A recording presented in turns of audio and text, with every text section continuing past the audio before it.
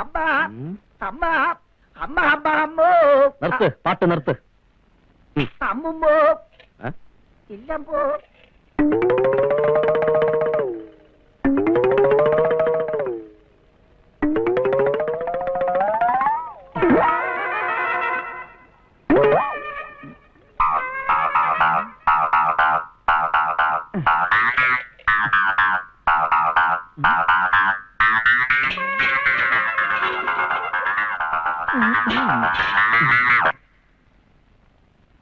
എന്റെ പൊന്നു പ്രേമ, പിച്ചക്കാരെങ്കിലും വന്നാ മേശക്കകത്ത് ഇഷ്ടം പോലെ ചേഞ്ച് കിടപ്പുണ്ട്. എന്തെങ്കിലും എടുത്ത് കൊടുത്തു വിടണം.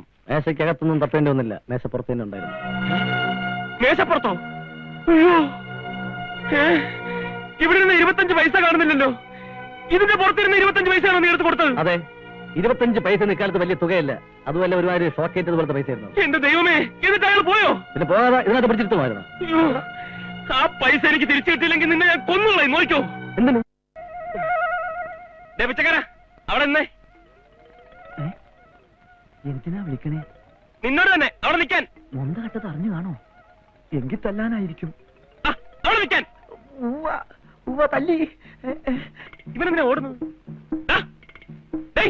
ഓടിക്കരുത്, എന്നെ വെറുതെ ഓടിക്കരുത്.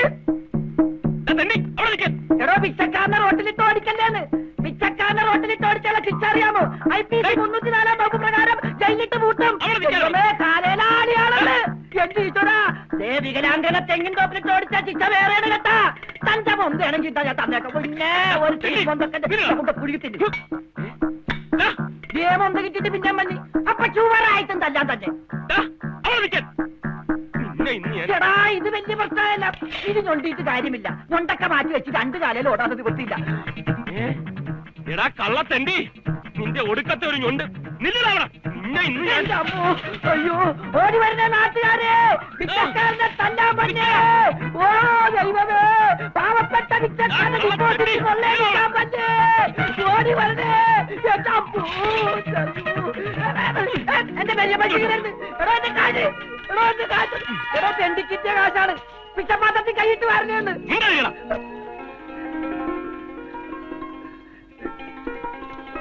അയ്യോ, എന്റെ കാശ്